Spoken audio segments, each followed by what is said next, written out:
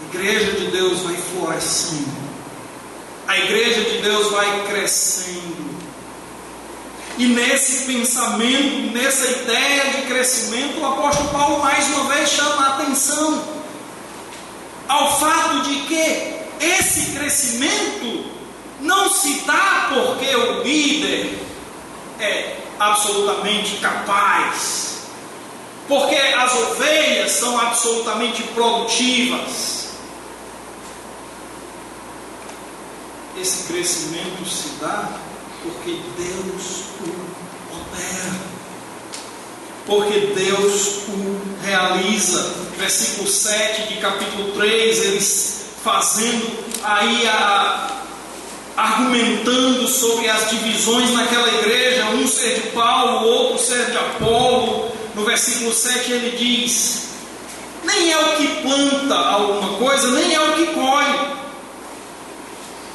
mas Deus que dá o crescimento. A igreja de Deus é obra de Deus, e é Ele também quem faz frutificar, é Ele também quem torna essa igreja frutífera e crescente. De repente o apóstolo Paulo então muda a figura. Ele falava de lavoura e agora passa a falar de edifício, no mesmo versículo 9 de capítulo 3. Lavoura de Deus, edifício de Deus sois vós. E aqui traz a nossa memória o fato de que foi Deus quem lançou o fundamento. E no próprio capítulo 3, continuando, o apóstolo Paulo vai dizer que fundamento é este: o Senhor Jesus Cristo. Ninguém pode lançar outro fundamento e ainda chamar isso de igreja. Se outro fundamento for posto a não ser Jesus Cristo, aquilo não pode ser chamado igreja, aquilo não pode ser entendido como edifício de Deus, porque o edifício de Deus tem um único e exclusivo fundamento: Jesus Cristo. Tem um único e exclusivo padrão que é estabelecido com base nesse alicerce, um padrão que é colocado como lugar de habitação do Espírito Santo. Versículo 16 de capítulo 3: nós somos o templo do Espírito.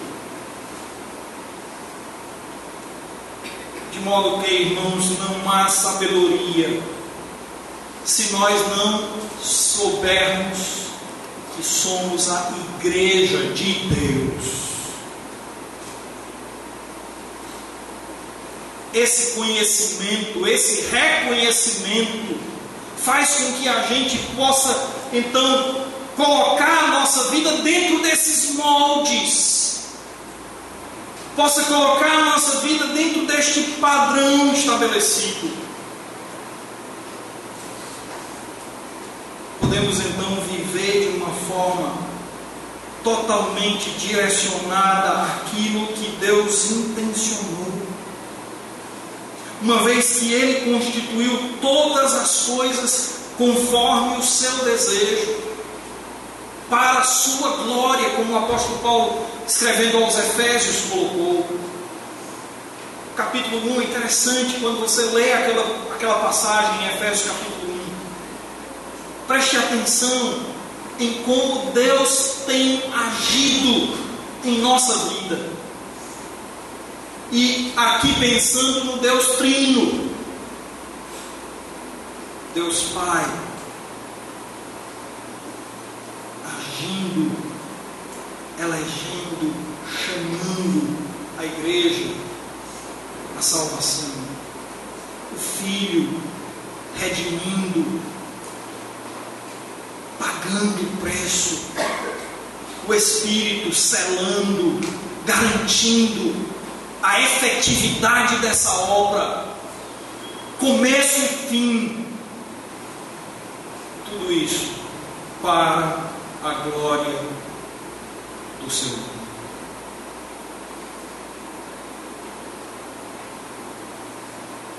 Não haveria sabedoria alguma se a igreja de Corinto, ou a igreja batista de Juazeiro, ou qualquer outra igreja chamada pelo nome de Jesus,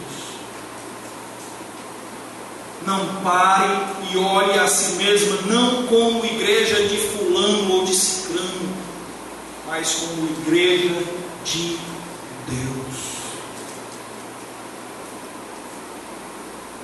Enquanto nós acharmos que a igreja é de pastor A ou pastor B, a nossa conduta e a nossa vida vai ser direcionada a agradar pastor A ou pastor B. Mas se entendemos que a igreja é de Deus,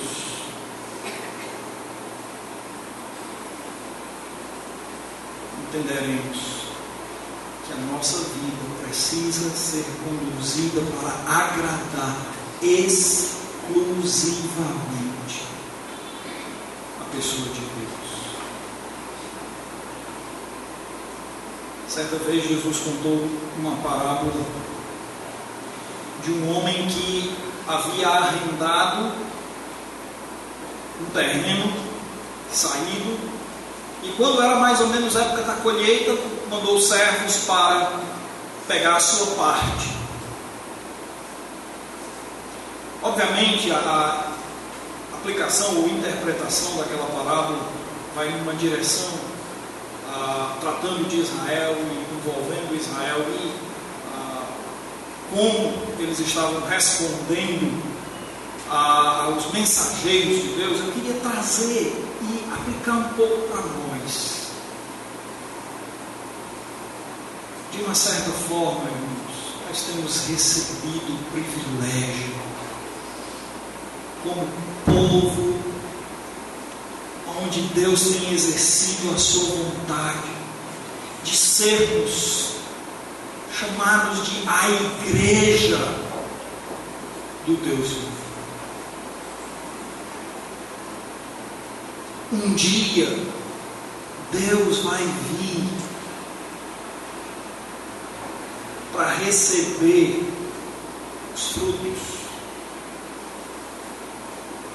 Pegando a paralelo com a parábola, um dia o Senhor vai vir receber os frutos.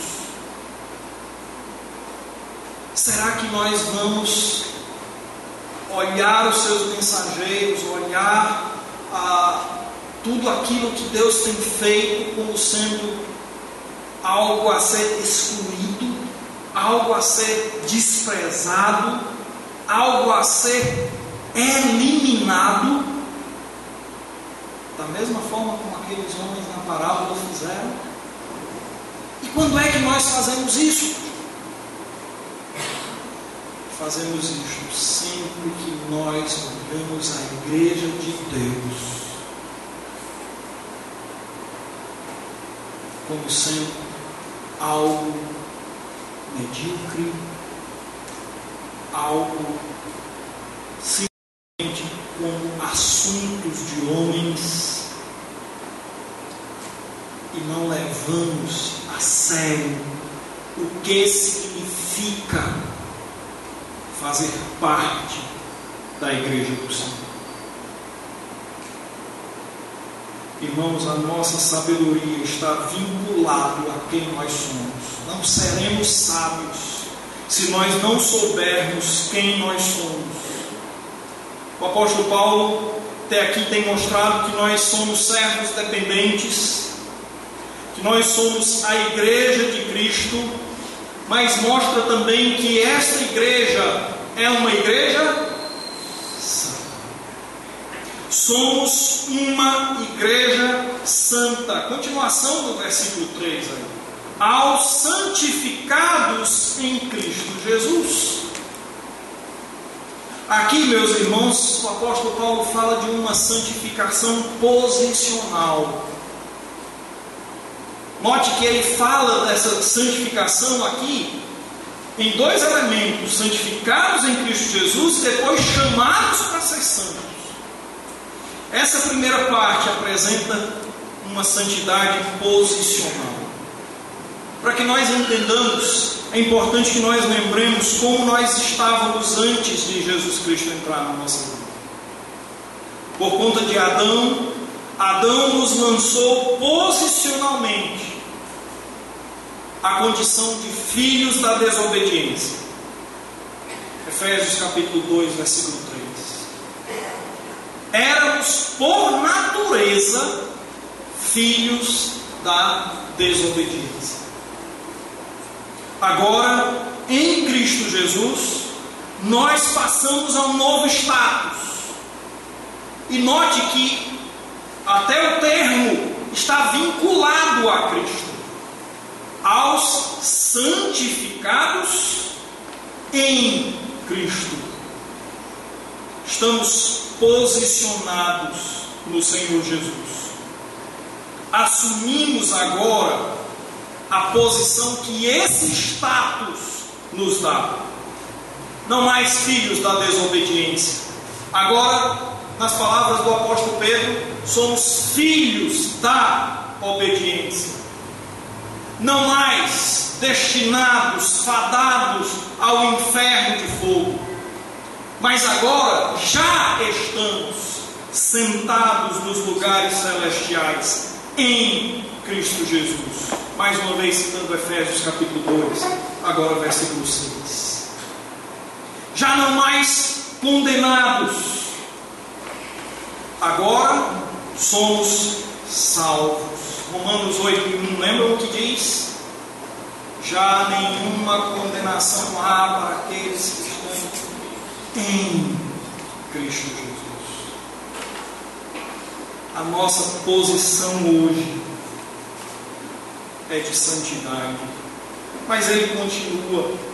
Ele fala também que nós fomos chamados para ser santos, e aqui fala de santificação progressiva.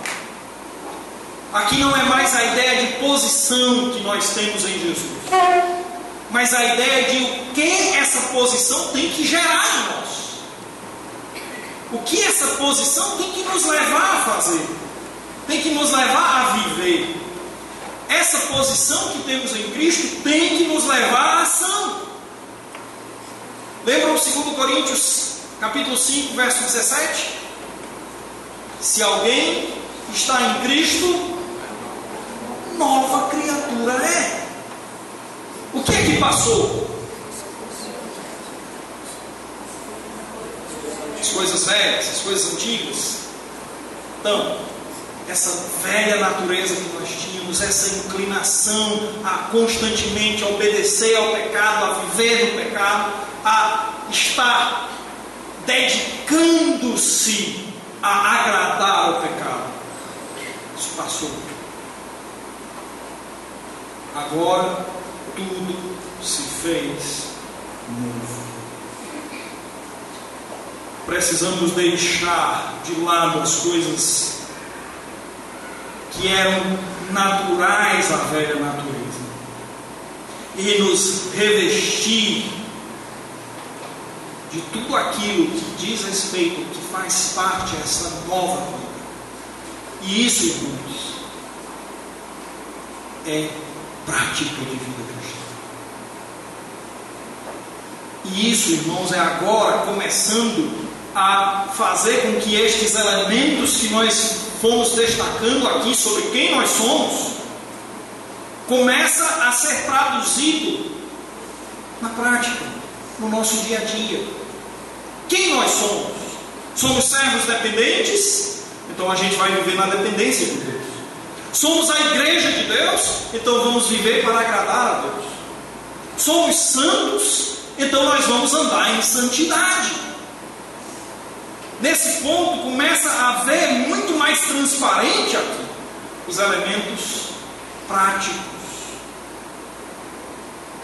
Aquele ponto que nos leva, que nos conclama a agir, a apresentar essa identidade de forma muito clara às pessoas ao nosso redor. Irmãos, havia um tempo quando ser crente era algo que quase não se conseguia esconder, que você conseguia destacar claramente: essa pessoa é crente, essa aqui não. Andando na rua, a maneira de falar, a maneira como você até se vestia, a forma como você negocia, a forma como você lida com as pessoas, na escola, em casa, no trabalho, denunciava quem você é, apresentava quem você é, como tendo sido chamado para ser santo. A diferença era explícita. As pessoas olhavam, passavam e diziam: você é crente, não é? Não, você tem que ser crente. Infelizmente, hoje nós chegamos num tempo onde as pessoas às vezes passam por nós e perguntam: rapaz, tu é crente? Não, tá de brincadeira, conta outro. Não é assim. Infelizmente, o cristianismo de hoje tem sido muito barato. Nós somos uma igreja santa. Precisamos andar de acordo com esse chamado. Certa vez, um jovem bem humilde, lá do interior, lá do sítio, bem no interior mesmo, foi convidado para visitar um primo rico na metrópole, na capital do estado. E ele então recebeu bilhete de trem para fazer essa viagem. Nunca tinha saído dali, nunca tinha andado de trem, nunca tinha feito qualquer viagem dessa natureza. E ele todo acanhado, sem saber como proceder, ele chegou na estação e aí começou a olhar as pessoas, começou a vê-las bem vestidas, tudo elegante. Ele olhou para si mesmo, todo maltrapilho, todo mal cuidado. Aí disse: rapaz, eu não vou chegar ali perto não. Eu vou procurar e ver se eu encontro alguém que está mais ou menos parecido comigo, para eu me associar ali e ficar perto deles. E aí lá no canto da estação ele viu um grupo de pessoas ali, um grupo de homens lá, meio que com brincadeiras, com bandalheira, vandalismo, mas estavam parecidos com ele. Ele disse: eu vou ali para mais perto. E ele, o que aquelas pessoas faziam, ele fazia também. Então chegou a hora do trem partir. Quando deu o apito do trem para zarpar, aqueles homens tudinho pularam no vagão de carga e ele pulou junto. Viagem adentro, lá vinha o funcionário do trem pegando os bilhetes. Chegou no vagão de carga junto com 2 policiais e encontrou aqueles homens lá. A primeira pergunta foi: cadê os bilhetes de vocês? Aquele homem simples, com seu bilhete na mão, apresentou logo dele. Ao que, de forma surpreendente, aos olhos do funcionário do trem, disse: rapaz, o que você está fazendo aqui? Você tem passagem de primeira classe. Você tinha que estar lá no melhor do trem. O que você está fazendo aqui no vagão de cargas?